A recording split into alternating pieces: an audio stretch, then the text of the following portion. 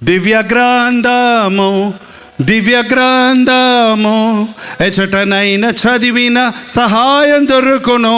కష్టములు వచ్చిన దుఃఖములు కలిగిన విడువకుండా చదువుడి దివ్య గ్రంథం.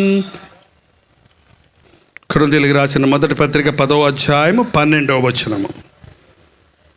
తాను నిలుచున్నానని తలంచుకున్నవాడు పడకుండునట్లు జాగ్రత్తగా చూచుకొనవలెను. తాను నిలుచున్నానని తలంచువాడు పడకుండునట్లుగా జాగ్రత్తగా చూచుకొనవలెను. మనందరికీ ఇష్టం లేని మాట జాగ్రత్త. మనం బయటకు వెళ్ళినప్పుడు అమ్మ చెప్పుద్ది జాగ్రత్తయ్యా జాగ్రత్తయ్యా, ఎన్నిసార్లు చెప్తా అంటారు. నాన్న చదువు జాగ్రత్తరా జాగ్రత్తయ్యా, బైక్ జాగ్రత్తగా నడిపినానా, మెల్లగా నడిపోయా, జాగ్రత్తగా నడిపోయా, చూసుకొని నడిపోయా, జాగ్రత్త. హెచ్చరికలు ఇస్తుంటారు పెద్దలు, మనల్ని ప్రేమించిన వాళ్ళు, మనకి ఇష్టలైన వారు. జాగ్రత్త అనే మాటను జాగ్రత్తగా విననోళ్ళు చాలా ఆపదలో చిక్కుకుంటారండి. బీ కేర్ఫుల్ అనే మాట గద్దించడానికి, బుద్ధి చెప్పడానికి ఎక్కువ వాడతారు. ఆ మాట వినటానికే కొంతమందికి ఇష్టం ఉండదు. కానీ బైబిల్లో చాలా చోట్ల జాగ్రత్తగా ఉండండి, మెలకువగా ఉండండి అని దేవుడు మానవుణ్ణి హెచ్చరిస్తున్నాడు. ఈ రోజున నువ్వు పడిపోకుండానట్లు జాగ్రత్తగా ఉండు. జాగ్రత్తగా ఉన్నోడు పడడు, జాగ్రత్తగా ఉన్నోడు యాక్సిడెంట్ చేసుకోడు, జాగ్రత్తగా ఉన్నోడు మోసపోడు, జాగ్రత్తగా ఉన్నోడు పాపంలో పడడు, జాగ్రత్తగా ఉన్నోడు సాతానుకు లోబడడు, జాగ్రత్తగా ఉన్నోడు సాతాను కుయుక్తులకు లొంగడు. ఈ రోజున సగటు మానవుడు మత్తులో ఉండి, నిర్లక్ష్యంగా ఉండి, అజాగ్రత్తగా ఉన్న మూలాన సాతాను చేత దోచుకొనబడుతున్నాడు, సాతాను చేత శోధించబడుతున్నాడు, సాతాను వలలో పడి నానా వేదనలు పడుతున్నాడు. ఎంతమంది మనుషులు ఈ రోజున నేను సాతాను జయించాను అని చెప్పగలరు? ఎంతమంది ఈ రోజున ఇక్కడ నేను శోధన జయించాను అని చెప్పగలరు? దానికంటే ముందు ఎంతమంది ఇక్కడ నాకు శోధనలే లేవు, నాకు శోధనే రాదు అని చెప్పగలరు? నాకు శోధనలే లేవన్నోళ్ళు ఎవరున్నంటే చేయి చూపించండి. ఎవరు లేరా? అయితే అక్కడ ఉన్నోళ్ళందరూ బతుకున్నోళ్ళే. చచ్చిపోయినోడికి తప్ప బతుకున్నోడికి తప్పకుండా ఏదో ఒక శోధన ఉంది. చచ్చినోడికి ఇంకా ఏమి శోధన లేదు. ఆడు హాయిగా పడుకుంటాడు. ఆడు మనం ఏడవాల్సిందే కానీ ఏడవకండాన్ని లేచి కూర్చొని చెప్పి మళ్ళీ పడుకోడు. వాడికి స్నానం చేయిస్తున్నప్పుడు ఈ ఇటు అటు ఈడ్చినా కూడా నెప్పడుతుంది నాకు అని ఏం అంటావు. వాడిని సమాధిలో పెట్టి మేకులు పెట్టి కొడుతున్నప్పుడు మేకులు కొడుతున్నారు నాకు అని అంటావు. వాడిని తిట్టినా పొగిడినా, వాడిని ఏం చేసినా వాడు ఎవరిని ఇంకా ప్రేమించడు, పగబట్టడు, వాడికి ఇంక ఏ శోధన లేదు. కానీ బ్రతికున్నంత వరకు మనకు శోధనలు ఉన్నాయి. శోధన రావటం తప్పు కాదు, శోధించబడటం తప్పు కాదు. కానీ శోధనలో పడటం పాపమవుతుంది. నిలుచున్నా అని చెప్పేవాడు శోధనలో పడకుండా, పడిపోకుండా జాగ్రత్తగా చూసుకో. కొన్ని ఇరుకు మార్గాల్లో మనం నడిచినప్పుడు చాలా ప్రమాదకరంగా ఉంటాయి. ఒక్కొక్క అడుగు ఎంత జాగ్రత్తగా వేయాలంటే బ్యాలెన్స్ చేసుకుంటూ, కాపాడుకుంటూ, అడుగులో అడుగు వేసుకుంటూ దాటుతాం. ఏమాత్రం అడుగు జారిన అగాధంలో పడిపోతాం. అలాగే క్రైస్తవ జీవితం అనేది అనుదినము దేవునితో నడవటం, ప్రతి శోధనను ఎదిరించటం. ఇలాంటి గుంపులో ఉన్న మనుషుల్ని సాతాను ఎవడిని ఎట్లా శోధించాలా, ఒక యౌవనస్తుని ఎలా శోధించాలా, ఒక యౌవనస్తురాలను ఎలా శోధించాలా, ఒక ధనవంతుని ఎలా శోధించాలా, ఒక పేదవాడిని ఎలా శోధించాలా, ఒక చదివిన జ్ఞానిని ఎలా శోధించాలా, ఒక అజ్ఞానిని సామాన్యుని ఎలా శోధించాలా, ఒక కుటుంబాన్ని ఎలా శోధించాలా అని బాగా వాడు ఎరిగి ఉన్నాడు. కాబట్టి మన శోధనలు అన్నీ ఒకలాగా ఉండవు. ఒక్కొక్కడు ఒక్కొక్క రీతిగా శోధించబడుతున్నాడు. శోధన అనే మాటకు అర్థం పరిశోధన. సైతాను శోధిస్తాడు, దేవుడు అనుమతిస్తాడు. కారణం మనల్ని పరీక్షించడానికి. మనం ఎలాగో శోధించబడినప్పుడు దేవుని యొక్క శోధనలో నిలబడతామా, ఆ పరీక్షలో నిలబడమా అని దేవుడు మనల్ని అనుమతిస్తాడు. ఈ అధ్యాయాన్ని మీరు చదివినట్లయితే కొరింథీయులకు రాసిన మొదటి పత్రిక 10వ అధ్యాయంలో ఇక్కడ ఒక మంచి ఉదాహరణ మనకు చెప్పుకుంటూ వచ్చాడు. ఆనాడు ఇశ్రాయేలుల జనాంగము ఐగుప్తు బానిసత్వం నుంచి విడిపించబడ్డారు. వారందరూ సముద్రంలో నడిచారు, వారందరూ మేఘము కింద నడిచారు, వారందరూ ఆ పరలోకపు మన్నా అయిన ఒకే ఆహారాన్ని భుజించారు, వారందరూ ఆ ఒకే పానాన్ని బండలో నుంచి వచ్చిన నీటిని తాగారు. కానీ 5వ వచనంలో, అయితే వారిలో ఎక్కువ మంది దేవునికి ఇష్టలుగా ఉండకపోయిరి గనుక అరణ్యములో సంహరించబడిరి. వారిలో అనేకులు ఆ పరీక్షలలో గెలవలేదు గనుక వారు అరణ్యములో రాలిపోయారు. ఏమంటే మనకే దేవుడు పరీక్షలు పెడుతున్నాడు. రోజు మనకు రకరకాల పరీక్షలు ఉంటాయి. మనల్ని పరిశోధిస్తున్నాడు. పరలోకం పోవాలంటే తుస్సని వెళ్ళిపోయి అక్కడ కూర్చుందాం అనుకుంటున్నావా?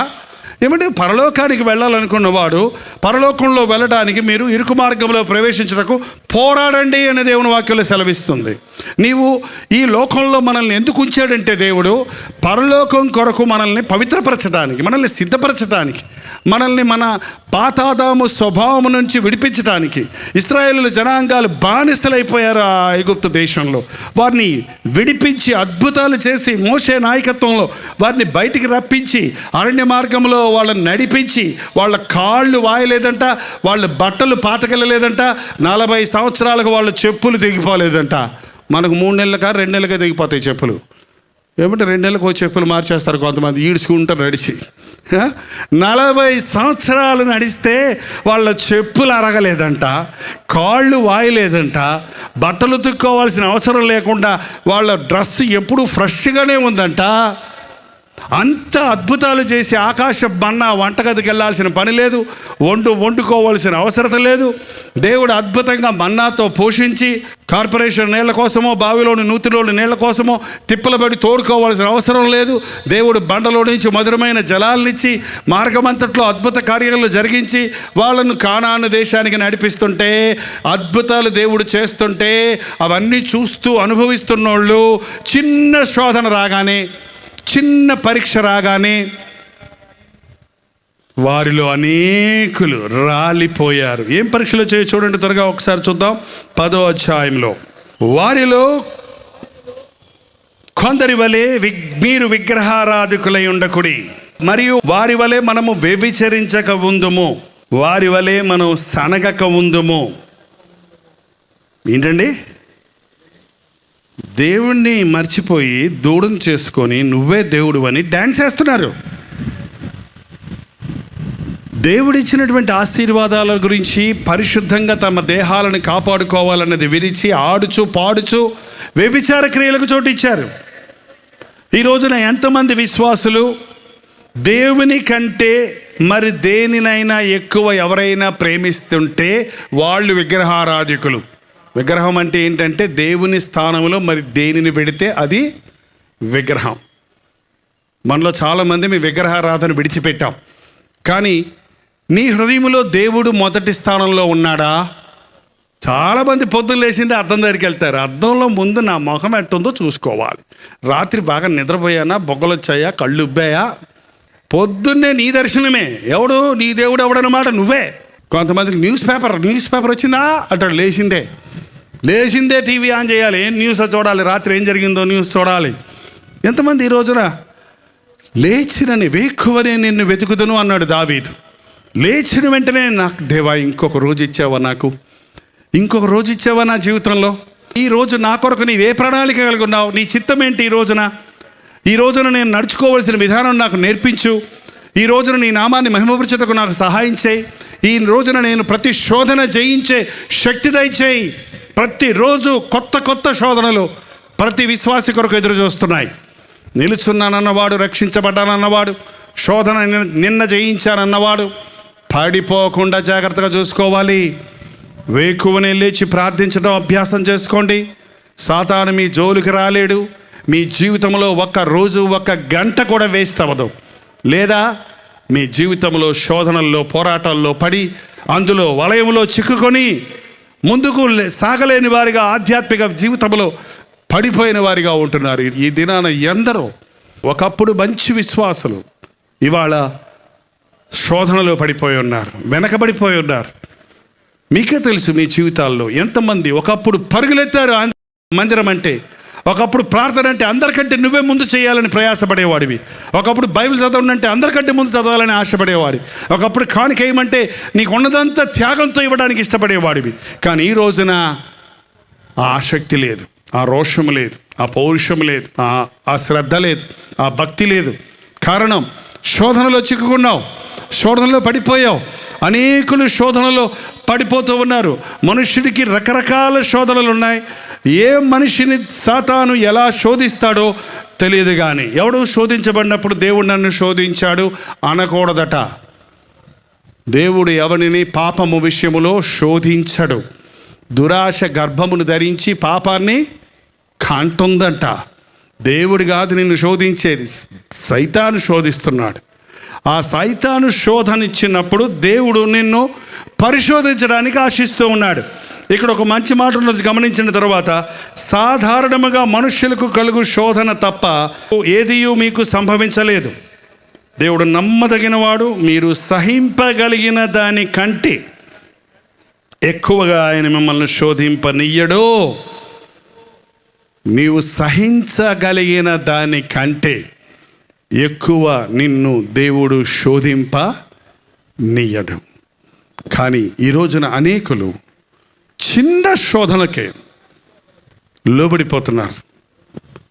విశ్వాసం అన్నవాడు, రక్షించబడ్డానన్నవాడు, క్రీస్తు రక్తంలో కడగబడ్డానన్నవాడు, ప్రభు నన్ను మార్చాడన్నవాడు, యేసు ప్రభు గొప్ప దేవుడని నమ్మినవాడు, ఆయన నేను అడిగినవన్నీ ఇస్తాడని విశ్వసించినవాడు, ఆయన పరలోక రాజ్యానికి నన్ను వారసుడిగా చేశాడని నమ్ముచున్నవాడు కూడా ఈ లోకపు ఆకర్షణలకు లొంగిపోవటం, ఈ లోక పాపాలకు లొంగిపోవటం చూస్తూ ఉన్నాం. పొద్దున్న లేచిన వెంటనే ఏం వెతుకుతావు? నా సెల్ ఫోన్ ఇది. పొద్దున్న లేచిన వెంటనే మళ్ళీ గెలుగుతారు. ఏమొచ్చినాయి ఎస్ఎంఎస్లు, రాత్రి ఏమన్నా అర్ధరాత్రి అమెరికా నుంచి వచ్చాయా? అదే బైబిల్ అయితే రాత్రి బైబిల్ చదువుకొని తల దగ్గర పెట్టుకొని పడుకుంటే ప్రభు ఇచ్చే హెచ్చరికలతో, ప్రభు ఇచ్చే ప్రశాంతతో హాయిగా గొర్రక పెట్టకుండా హాయిగా నిద్రపోతావు. పొద్దున్న లేచినంటే ప్రభువా రాత్రి సుఖనిద్ర ఇచ్చావు, ఈ రోజు కొరకు నాకు ఆహారం ఏంటని బైబిల్ తీసి చదివితే నువ్వు నడవవలసిన మార్గం నీకు నేర్పిస్తాను, జడియకు భయపడకు, నేను నీకు తోడుంటాను, నీ కుడి పక్కన 10,000 మంది పడనను ఏ అపాయం నీకు రాదు అనే వాగ్దానం తీసుకొని జీవితం ప్రారంభిస్తే ఆ రోజు నీకు యాక్సిడెంట్లు ఎందుకు అవుతాయి? బైబిల్ వారం రోజులు కనపడకపోయినా ఆదివారం బైబిల్ తీసుకొని చర్చికి వస్తారు, మళ్ళీ ఆదివారం వరకు బైబిల్ ఎక్కడుందో మళ్ళీ ఆదివారం బైబిల్ ఎక్కడ పెట్టాను, పోయిన ఆదివారం ఎక్కడ పెట్టాను, ఎక్కడ పెట్టాను ఏంటండి? సరేలే నీ బైబిల్ ఇవాళకి ఒకరోజు చర్చికి తీసుకెళ్తారు, ఒకరోజు చర్చికి తీసుకెళ్తారు. నేను మార్మెంట్స్ పొందినప్పటి నుంచి అండి, నా 18 ఏట నుంచి నా చేతిలో నా బైబిల్ ఉండకపోతే నాకు ఏదో పోయినట్టు ఉంటుందండి. సెల్ ఫోన్ ఎంత ప్రేమిస్తున్నావో నీకే తెలుసు, ఎంత దగ్గర పెట్టుకుంటావో తెలుసు, ఎన్నిసార్లు చూస్తావో పొద్దులేసక తెలుసు. కానీ నీ బైబిల్ని దేవుడు నీకు రాసిన ప్రేమలేఖ అన్నాడు ఆర్ఆర్కే మూర్తి గారు. బైబిల్ ఏంటంటే దేవుడు మనకు రాసిన ప్రేమలేఖ. ఇందులో నిన్నటి చరిత్ర ఉంది, ఇవాల్టి జీవితం ఉంది, రేపటి ప్రవచనం ఉంది.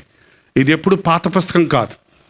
ప్రతిరోజు నీవు నడవలసిన మార్గాన్ని నీకు నేర్పిస్తుంది, నీకు మనోవికాసాన్ని కలుగజేస్తుంది. ఈ రోజున క్రైస్తవుడు బలహీనంగా ఉండడానికి, శోధనల్లో పడిపోవడానికి, శోధన జయించలేకపోవడానికి కారణం 1 ప్రార్థన చేయకపోవటం, 2 వాక్యం చదవకపోవటం. దేవుని వాక్యాన్ని చదివేవాడు జాగ్రత్తగా ఉంటాడు. మెలకువగా ఉండండి. యేసుప్రభు గెత్సెమను తోటలో శిష్యులతో చెప్పాడు, ఇదిగో ఆత్మ సిద్ధమే కానీ శరీరం బలహీనముగా ఉంది, మీరు శోధనలో పడకుండా మెలకువగా ఉండి ఏం చేయమన్నాడు? ప్రార్థన చెయ్యండి. ఏం చేశారు పేతురు, యోహాను, యాకోబు? ఏం చేశారు? కునికి నిద్ర ఇచ్చారు. మళ్ళీ వచ్చాడు ప్రభు. వచ్చేటప్పటికి కొంచెంసేపు అన్న మెలకువగుండలేరా? మీరు శోధనలో ప్రవేశించకుండా మెలకువగుండి ప్రార్థన చేయడని రాతి వేట దూరం ఆయన వెళ్ళి అక్కడ ప్రార్థన చేసుకొని మళ్ళీ వచ్చి చూస్తాడు. మళ్ళీ ఏం చేస్తున్నారు? చేస్తాం ప్రభా ఏంటండి, మళ్ళీ వచ్చి ప్రార్థన చేయండి. మూడోసారి చెప్పాడు, ఇంకా అక్కర్లేదులే, అయిపోయింది, శోధన అయిపోయింది, నేను చేయించేశాను. ఎందుకంటే ఆయన ప్రార్థన చేశాడు. ఆయన బహుగా వేదన పడి ప్రార్థన చేయనప్పుడు ఆయన చెమట నేలను పడుతున్న గొప్ప రక్త బిందువుల వలె అయ్యిందని దేవుని వాక్యం సెలవిస్తుంది. ఈ రోజున శోధన జయించడానికి మనం మెలకువగా ఉండాలి, ప్రార్థన చేయాలి. నువ్వు తట్టుకోగలిగిన దానికంటే ఎక్కువ నీకు శోధన పంపించడం. ఎంతోమంది యవనస్తులు ఇది అని చెప్తుంటారు, ఎంతోమంది విశ్వాసులు చెప్తుంటారు, నేను శోధనలో పడిపోయానన్నా. ఒక యవనస్తుడు వచ్చి ఒక భక్తుని దగ్గర అడిగాడంట, అయ్యా నేను శోధనలో పడిపోయాను, నాకు ఇంక జయం రాదు అంటే ఏమైంది నీకు అని అడిగితే, నా ఆలోచనలు అన్నీ చెడ్డ ఆలోచనలే, ఏ స్త్రీని చూసినా వ్యభిచారపు ఆలోచనలే వస్తున్నాయి, దురాలోచనలే వస్తున్నాయి, నేను ఈ శోధన జయించలేకపోతున్నాను అని నేను ఇంక పనికిరాను, పాపంలో పడిపోదాం అనుకుంటాను, పాపం చేసేద్దాం అనుకుంటున్నాను. మోహపు చూపుతో ఒక స్త్రీని చూచువాడు అప్పుడే తన హృదయంలో పాపము చేయుచున్నాడు అన్నాడు కదా, నాకు తలంపులు వచ్చాయి కాబట్టి ఇంకా పాపం చేసిన ఒకటే కదా అని నేను పాపంలో పడిపోదాను అనుకుంటున్నాను అని చెప్తే ఆ దైవజనుడు అన్నాడంట, ఆలోచనలు నీకు వచ్చటమే పాపం కాదయ్యా, నీ తల మీద నుంచి కాకులు ఎగరకుండా నువ్వు ఆపలేవు. ఆపగలరా? కాకులు మన తల మీద నుంచి వెళ్ళకుండా ఆపగలరా? ఆపలేము. కానీ కాకి నీ నెత్తి మీద కూర్చుందనుకో, పోనీలే పాపం వదిలేసావనుకో, ఓ పుల్ల పట్టుకొస్తుంది, ఒక కర్ర పట్టుకొస్తుంది, ఏంటంటే ఒక గడ్డి మొక్క పట్టుకొస్తుంది, నెత్తి మీద ఏం చేస్తుంది? గూడు కట్టుద్ది. నువ్వు ఫోన్లే గూడు కట్టుకుంది ఎందుకు లేని వదిలేసావనుకో, గుడ్లు పెట్టుద్ది. ఫోన్లే గుడ్లు పెట్టింది ఎవరికైనా అనుకో, పిల్లల్ని చేస్తుంది. అంతేకాదు నీ బొర్ర అంతా పెంట చేస్తుంది. ఏంటంటే అది పాపం. పాపం అంటే ఆ ఆలోచనలు నీకు వచ్చినప్పుడు, దేవా ఈ దుష్ట తలంపు నుంచి నన్ను విడిపించు, ఈ చెడ్డ ఆలోచన నుంచి నన్ను విడిపించు అని నువ్వు ప్రార్థన చేయగలిగితే నువ్వు శోధన జయించిన వాడు అవుతావు. శోధన జయించిన వాడు అవుతావు. నీకు వచ్చిన ప్రతి ఆలోచన నువ్వు నెరవేర్చవలసిన అవసరం లేదు. నీ ఆలోచనలు చెరపట్టి దేవుని దగ్గరకు, ప్రభు దగ్గరకు తీసుకురావాలని దేవుని వాక్యం చెబుతున్నది. చూడండి, కొరింథీయులకు రాసిన 2వ పత్రిక 10వ అధ్యాయంలో 5వ వచనం అండి. మేము వితర్కములను, దేవుని గురించిన జ్ఞానమును అడ్డగించు ప్రతి ఆటంకమును పడద్రోసి ప్రతి ఆలోచనను క్రీస్తుకు లోబడినట్లు చెరపట్టి, ప్రతి ఆలోచనను క్రీస్తుకు లోబడినట్లు చెరపట్టి. నీకు వచ్చుద్ది కదా, పక్కింటోళ్ళు నన్ను ఇంత చేస్తున్నారు, వాళ్ళని తిట్టాలి, రేపొద్దున తిట్టిన మాట తిట్టకుండా తిట్టాలి అని అనుకుంటున్నప్పుడు ఏంటి నాకు ఇలాంటి ఆలోచనలు వస్తున్నాయి. నీ శత్రువుని ప్రేమించమని ప్రభు చెప్పాడు కదా. ప్రభా నాకు ఈ దుష్ట తలంపులు, కోపంతో, కక్షతో, అసూయతో తలంపులు వస్తున్నాయి అయ్యా, ఈ తలంపులు తీసేయను ఆయన, నాకు మంచి మనసు దయచేయి ప్రభా అని నువ్వు మోకాళ్ళ మీద ప్రార్థన చేస్తే రేపొద్దునే నీవు శత్రువుని చూసినప్పుడు తిట్టవు సరిగదా, చిరునవ్వు నవ్వి సమాధాన పడతావు. ఒక వ్యభిచారపు తలంపు నీలోకి వచ్చినప్పుడు, ప్రభా ఈ వ్యభిచార మనసు నాలో నుంచి తీసేయ్యా, ఈ దుష్ట ఆలోచన తీసేయ్యా అని నీవు ఆలోచనను చెరపట్టి ప్రభు పాదాల దగ్గర పెట్టి ప్రార్థన చేస్తే నీ మనస్సు, నీ హృదయం తేలికైపోతుంది. ఈ రోజున మన హృదయంలోనికి వచ్చే ఆలోచనలు దురాలోచనలకు నిలయమండి హృదయం. ఈ మోసకరమైన హృదయంలో నుంచి ఎప్పుడు మంచివి రావు, అవి చెడ్డవే వస్తుంటాయి. వాటిని మనం జయించాలని యేసుప్రభుని ఎరిగిన బిడ్డలు, వాటిని జయించాలని దేవుడు మనకు ఉత్తరవాదిగా పరిశుద్ధాత్మని ఇచ్చున్నాడు. పరిశుద్ధాత్ముడు మన పాపముల గురించి ఒప్పిస్తాడు, మనం ఒప్పుకున్న పాపం మీద జయమిస్తాడు, మనల్ని రూపాంతరం పొందినట్లుగా మనకు విడుదలిస్తాడు. అది క్రైస్తవ జీవితం, అది క్రైస్తవ జీవితం. ఈ రోజున క్రైస్తవులకు అన్యులకు వేరే తేడా లేని విధంగా మనం జీవిస్తున్నాం. కానీ ప్రతి శోధనను జయించేవారిగా మనం ఉండాలి. లోకంలో అందరూ పోతున్నట్టుగా నువ్వు పోతే, నీకు ఇతరులకు వ్యత్యాసం లేకపోతే నీవు దేవుని బిడ్డ ఎలాగవుతావు? నీవు నిలుచున్నానన్న వాడివి, పడిపోకుండా జాగ్రత్తగా చూసుకో. ఒక 6 నెలలు భక్తిగా ఉంటే సరిపోద్ది అంటానికి లేదండి. నేను 20 ఏళ్ళ క్రితం యేసుప్రభుని నమ్ముకున్నాను, అప్పుడు బాగా ప్రార్థన చేసేవాడిని అంటే ఈరోజు నువ్వు సరిగా ఉండకపోతే నీ భక్తి అంతా కొట్టివేయబడద్దని దేవుని వాక్యం సెలవిస్తూ ఉంది. ఈ రోజున మనుష్యుడిని రకరకాల శోధనల్లో పడుతున్నారు. నువ్వు ఒక షాప్కి వెళ్ళినప్పుడు అక్కడ ఒక అందమైన వస్తువు కనపడద్ది, ఓ చక్కటి చీర కనపడద్ది, ఓ చక్కటి బంగారు వస్తువు కనపడద్ది, ఇంకేదో నీ ఇంట్లో కావాల్సినవి కనపడతాయి. నీ పర్స్ ఎత్తుకుంటే డబ్బులు చాలవు, అది కొనుక్కోవాలి, అది కొనుక్కోవాలి, అది కొనుక్కోవాలి అనే గాఢమైన వాంఛ కలుగుద్ది. అది శోధన. అప్పుడు పక్క వాళ్ళని అప్పు అడుగుతావు, ఇంటికి వచ్చి భర్తను వేధిస్తావు, లేకపోతే ఇంకేదన్నా తాకట్టు పెడతావు, కావాలంటే ఎక్కడైనా దొంగతనం చేస్తావు, చివరికి నీవు అనుకున్న సంపాదించుకుంటావు. నువ్వు శోధనలో పడిపోయావు అన్నమాట. ఈ వస్తువు లేకుండా నేను బతకగలను కదా. అదేనండి, సారాయి లేకుండా బతకొచ్చు, సెల్ ఫోన్ లేకుండా బతకొచ్చు, సిగరెట్లు లేకుండా బతకొచ్చు, ఇంట్లో ఫ్రిడ్జ్ లేకుండా బతకొచ్చు, ఏసీ లేకుండా బతకొచ్చు. ఏంటండి, మన తాత ముత్తాతలందరూ ఏసీలు పెట్టుకొని బతికారా? బతకొచ్చు. ఫ్యాన్ లేకుండా బతకొచ్చు. కానీ అన్నం లేకుండా బతకగలరా? అన్నం లేకుండా బతకగలరా? మనకు వచ్చే ముఖ్యమైన శోధన ఏంటంటే ఏమి తిందుమా. ఏంటండి, ఆహారం గురించిన శోధన. ఆ అన్నం దగ్గరకు వచ్చేటప్పటికండి కొంతమంది ఆ అన్నం ప్లేట్ ముందు పెట్టుకొని ఏడుస్తారు. మీరు ఎవరైనా ఏడ్చారో లేదో తెలియదు కానీ తింటూనే ఉంటారు, ఏడుస్తూనే ఉంటారు కొంతమంది. ఎప్పుడేనా ఆగడే తింటూనే ఉంటాడు, ఏడుతూనే ఉంటాడే. ఎప్పుడు పచ్చడేనా? పచ్చడి లేని వాళ్ళు ఎంతమంది ఉన్నారు కదా, అన్నం లేని వాళ్ళు ఎంతమంది ఉన్నారు కదా. ఒక భక్తుడు చెప్పాడు, నీకు పలావ్ కావాలంటే అడుగు, నీకు గంజంజం ఇచ్చినందుకు దేవుణ్ణి స్తుతించు. నీకు పట్టు చీర కావాలంటే దేవుణ్ణి అడుగు, నీకు నేత చీర ఇచ్చినందుకు దేవుణ్ణి స్తుతించు. నీకు సొంత ఇల్లు కావాలంటే దేవుణ్ణి అడుగు, ఉన్న అద్దెలను బట్టి దేవుణ్ణి స్తుతించు. కానీ ఈ రోజున మనుషుడికి దురాశ అండి. ఒకే వేదన, ఒకే శోధన. ఉన్నదాన్ని బట్టి సంతోషపడడు. అద్దెగట్టలేక వీధులు పాలైన వాళ్ళు, రోడ్ల మీద గుడ్డలు కట్టుకొని గుడారాలు వేసుకొని బతికేవాళ్ళు మన భారతదేశంలో ఎంతోమంది ఉన్నారు. అన్నం లేక అలమటించే వాళ్ళు ఎంతోమంది ఉన్నారు. కడుపు నిండని వాళ్ళు ఎంతోమంది ఉన్నారు. ఇంకా కుప్పతొట్టులోని ఆకుల్లోని అన్నం తీసుకొని తినేవాళ్ళు ఎందరో ఉన్నారు. నిన్ను దేవుడు ఎంత దీవించాడో నువ్వు ఎరగనప్పుడు నువ్వు చాలా బాధపడుతుంటావు. కొరింథీయులకు రాసిన మొదటి పత్రిక 10వ అధ్యాయంలో, సాధారణంగా మనుషులకు కలిగే శోధన తప్ప మరి ఏది మీకు సంభవించలేదు. దేవుడు నమ్మదగినవాడు. అందరు నాతో పాటు మాట చెప్తారా? నా యేసు ప్రభు నమ్మదగినవాడు. మనస్ఫూర్తిగా చెప్పడం లేదు, కొంతమంది ఊతపదం చెప్తున్నా. నా యేసు ప్రభు నమ్మదగినవాడు. నాకు ఇంకేం బాధ? నాకు మనుషులతో పని ఏంటి? నన్ను ఎవరో మోసగిస్తారనో, ఎవరో శోధిస్తారనో, ఎవరో నాకు హాని చేస్తారనో, ఎవరో నన్ను అవమానపరుస్తారనో, ఎవరో నన్ను తోసేస్తారనో, ఎవరో నన్ను కృంగదీస్తారనో, ఎవరో నన్ను అణిచేస్తారనో, ఎవరో నన్ను తొక్కేస్తారనో నేను భయపడవలసిన, బాధపడవలసిన అవసరం నాకు లేదు. నేను నమ్మిన దేవుడు నమ్మదగినవాడు. తర్వాత, మీరు సహింపగలిగిన దానికంటే ఎక్కువ ఆయన మిమ్మల్ని శోధింపనీయడు.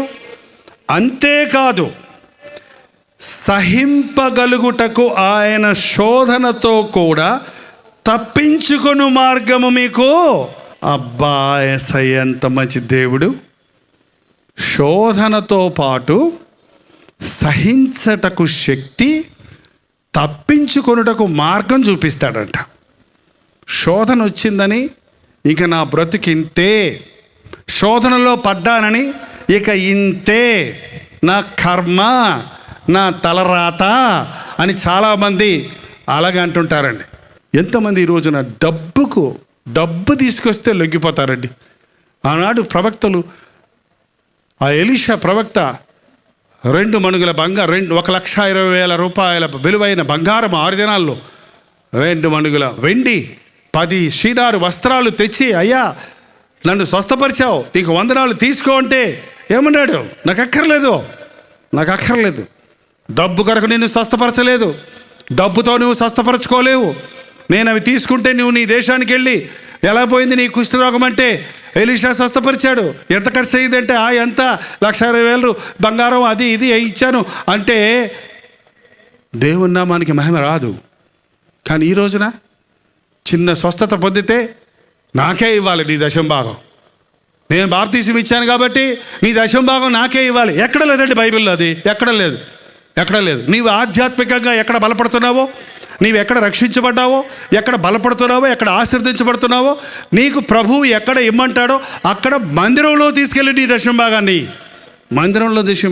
ఇంటింటికి వెళ్ళి వసూలు చేసుకుంటారంట కొంతమంది పాస్టర్లు. ఇది ఎక్కడ బైబిల్లో లేదు. దేవాలయంలో ధాన్యం సమృద్ధిగా ఉన్నట్లుగా మీ దశమభాగముల కానుకలు దేవుని మందిరంలోనికి తెండి అని దేవుని వాక్యం చెప్తూ ఉంది. ఈ రోజున అనేక మంది డబ్బు విషయంలో శోధించబడుతున్నారు. దేవుని సేవకులు అనబడిన వారు శోధించబడుతున్నారు. ఆ డబ్బు మూటను తెచ్చి గారడీ సీమోను, నేను ఎవరి మీద చేతులు పెడతానో వాడికి పరిశుద్ధాత్మ శక్తి వచ్చినట్లుగా నాకు అధికారం ఇమ్మని పేతురు ముందు పెట్టినప్పుడు పేతురు ఏమన్నాడు? నీ ద్రవ్యము నీతో నశించుడుగాక. నీవు ద్రవ్యం ఇచ్చి దేవుని వరమును కొనాలనుకుంటున్నావా? నీ హృదయము దేవుని ఎదుట సరిగా లేదు కనుక ఈ విషయంలో నీకు పాలు పంపులు లేవు. ఈ రోజుల్లో శోధించబడే ఒక సేవకుడు శోధనలో ఉన్న ప్రజల్ని ఎలా విడిపిస్తాడు? శోధించబడుతున్నవాడు శోధన జయించకుండా మరొకరిని శోధనలో నుండి బయటికి ఎలా తీసుకుని వస్తాడు? ఆనాడు మోషే శోధన జయించేవాడిగా ఉన్నాడు.